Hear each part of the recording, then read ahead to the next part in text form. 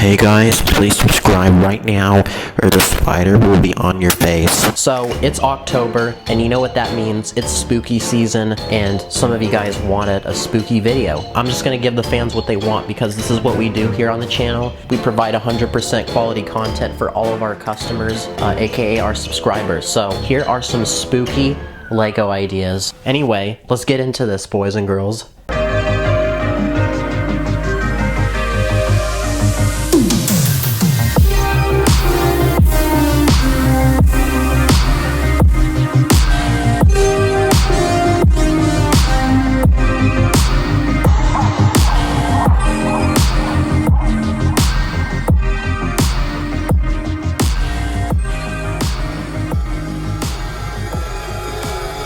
First off, we have the beautiful arachnid.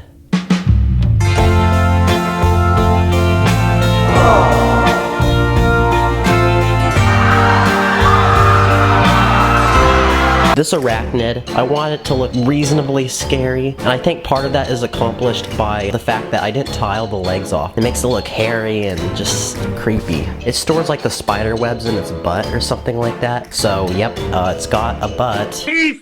And it's also got 8 legs like a normal spider. Here's a really cool Lego trick. You know why this trick is cool? Because when you push on this lever, the king of pop himself, Michael Jackson, emerges from the grave.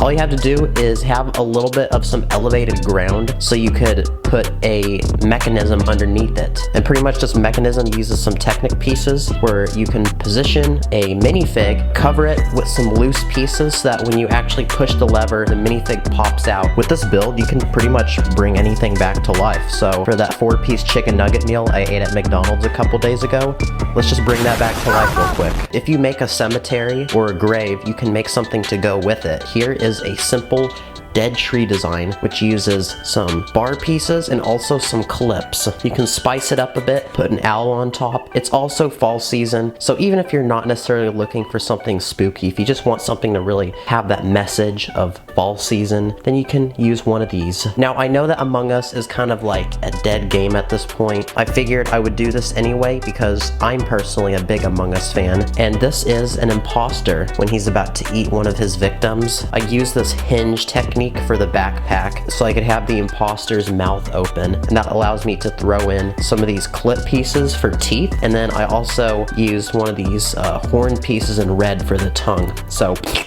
pretty cool. If you guys watch Stranger Things, you will like this trick because here is the upside down. To make this, I took a random environment, I recreated it in different colorway, and then I used this layer of bricks and snot bricks to face them in opposite directions. I used a tree in this example because on the bottom side that's actually upside down. The tree sort of provides some structural support. Before we move to our next idea, let's talk about something that terrifies me at a personal level.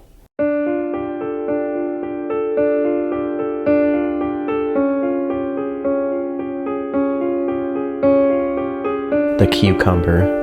The disgusting, tasteless, repulsive vegetable. I can't believe people eat these. Here's another cool build. It involves a spooky ghost that can move back and forth. All you need is a smooth sliding surface with some bricks around it, a separate assembly that you can fit underneath the floor that will essentially slide back and forth. And then of course you can be creative and use anything you want. From the Doctor Who show, there's moving statues, so you can put a statue on here and make it move. You can put my really creepy 6th grade teacher. Here's another cool functional technique that goes really well if you're making like a 2-story building. So for the bottom floor, you can fill it with some sort of booby trap, and for the second floor, you take one of these really old school hinge pieces and you connect a string to it, which also threads through the bottom floor through a tiny gap in the wall. When you pull on it, whatever's on top is going to fall down into the knives. Here's a small abandoned shack that you might find in the middle of the woods. To make this, I used pretty much all plates and tiles. Each wall is held up by a separate snot brick,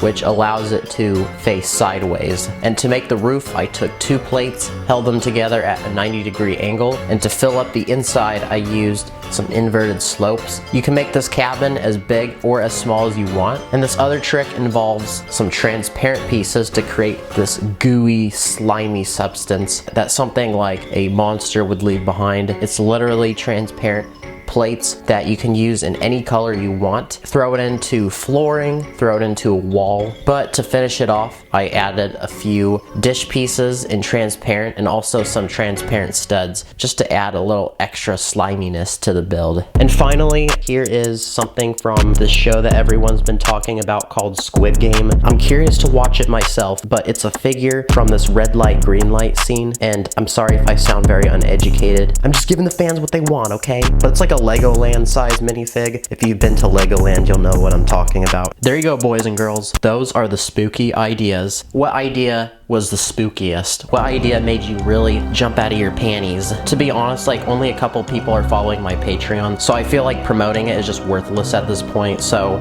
frick you if you didn't follow my Patreon. Just kidding. To the people who are following me on Patreon, big thanks. But if you can, follow my Instagram, and also check out the Discord server. It's literally free. Also follow my TikTok because, well, I want to get TikTok famous one day. Anyway, boys and girls, I'm gonna skedaddle out of here. I'll see y'all later, cowboys.